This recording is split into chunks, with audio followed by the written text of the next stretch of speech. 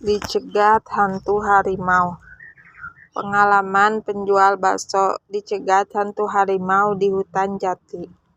Kisah ini menceritakan pengalaman yang dialami oleh tetangga saya, seorang penjual bakso. Kejadiannya sekitar tahun 80-an. Tetangga saya ini bernama Pak Rojuki. Beliau berprofesi sebagai pedagang bakso keliling. Beda dengan pedagang bakso zaman sekarang.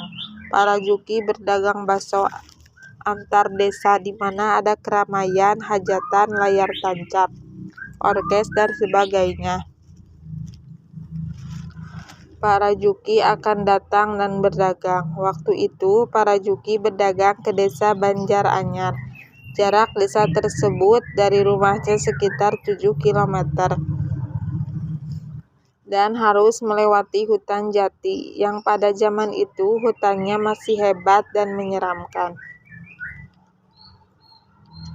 Jam 4 sore, Pak Rojuki berangkat menuju desa Banjarnegara.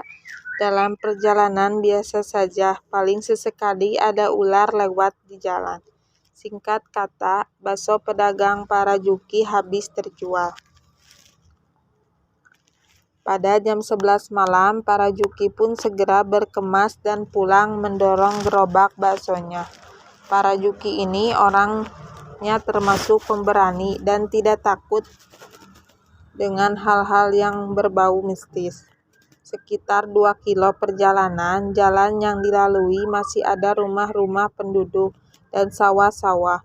Walaupun begitu, jalan sudah sepi dan gelap. Karena tahu begitu, belum ada listrik. Gerobak bakso Pak Rojuki ini hanya mengandalkan lampu minyak untuk penerangan. Akhirnya sampai juga Pak Rojuki memasuki kawasan hutan jati yang masuk ke wilayah desa Kaligimber itu. Kawasan hutan jati ini panjangnya sekitar 5 km. Dalam kawasan itu terdapat 5 buah jembatan. Jalanan aspal gak semulus sekarang. Aspalnya masih kasar dengan adanya batu-batu kerikil. Di kanan kiri jalan masih banyak terdapat ilalang dan semak yang tinggi. Konon di hutan ini selain banyak lembutnya, juga banyak binatang buas. Masih ada harimau asli, ular sanca segede drum minyak, ular kobra, babi hutan, kalajengking, dan lain-lain. Tapi semua itu tak membuat takut dan gentar Pak Rojuki, karena keinginan dia hanya satu, yaitu pulang bertemu anak dan istri tercinta. Tepat jam 12 malam, Pak Rojuki mulai memasuki kawasan hutan jati. Suasana sangat sepi sekali, tak ada pejalan kaki, sepeda motor ataupun mobil yang lewat. Maklum, tahun 80-an masih jarang sekali orang yang memiliki kendaraan. Apalagi di wilayah pedesaan, hawa dingin mulai terasa dan seperti menusuk tulang. Pak Rojuki terus berjalan sambil mendorong gerobak baksonya. Sampai pada jembatan pertama, perjalanan aman, tidak ada sesuatu yang mengganggu. Namun ketika memasuki jembatan kedua, tiba-tiba ada kabut datang. Pandangan Pak Rojuki yang hanya mengandalkan cahaya lampu minyak jati semakin sedikit jarak pandangannya. Pak Rojuki terus berjalan sambil sesekali kirinya meraba-raba batas aspal di kiri jalan. Lalu terdengar suara-suara hewan-hewan malam.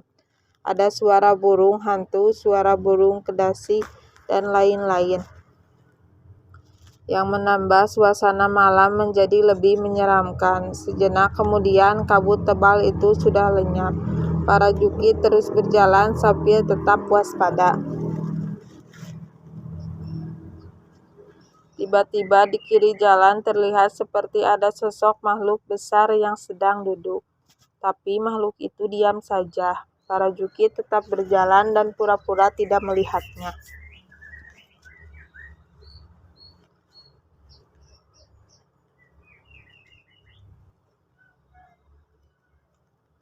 Sambil Dehem pura-pura batuk, Parajuki merasa makhluk itu bangun dan berjalan mengikutinya.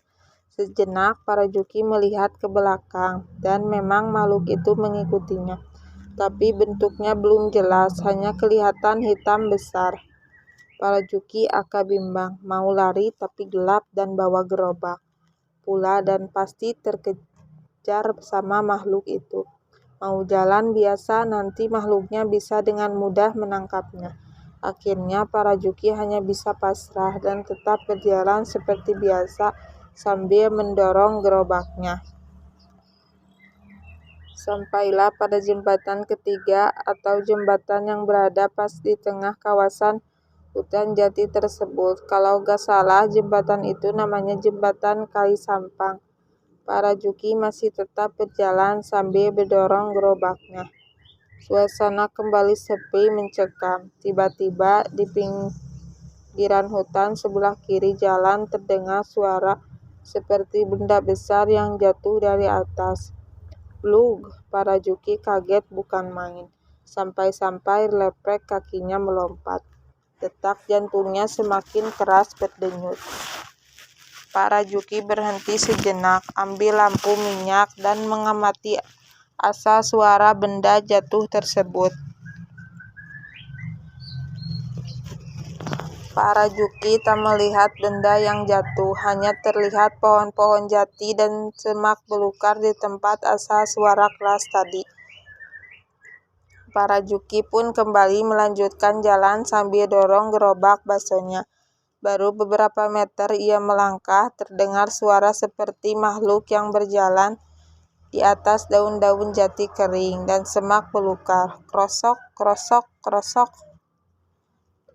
Parajuki berusaha sekuat tenaga untuk tidak lari dan tetap mendorong gerobaknya, sambil matanya melirik ke samping, tapi kepala tetap menghadap ke depan.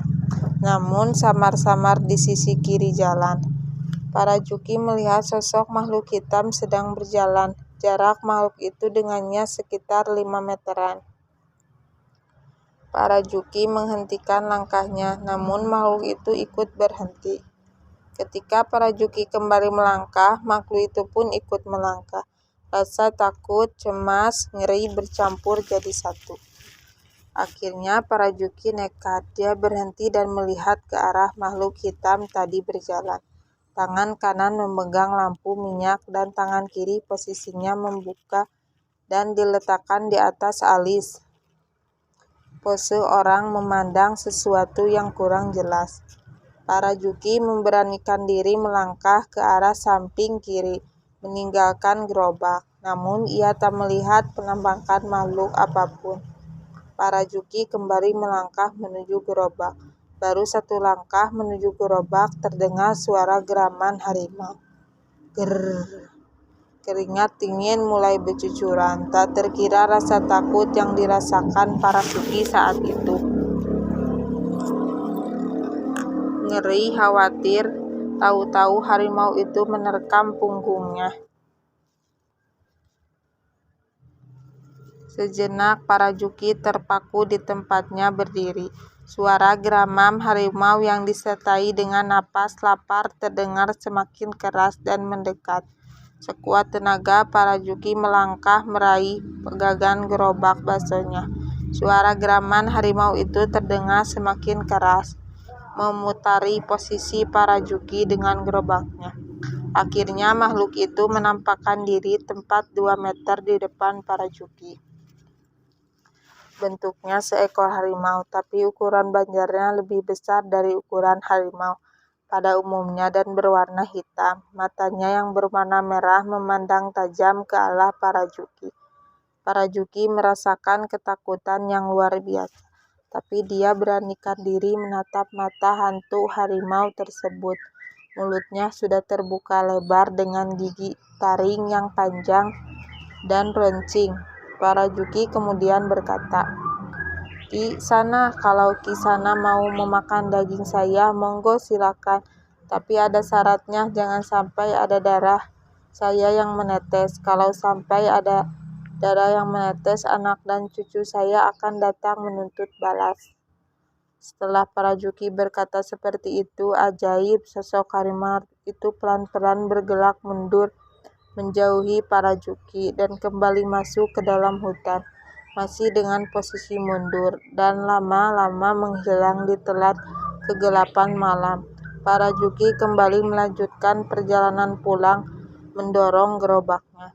Keesokan harinya, berita tentang para Juki yang hampir dimakan harimau itu tersebar dari mulut ke mulut.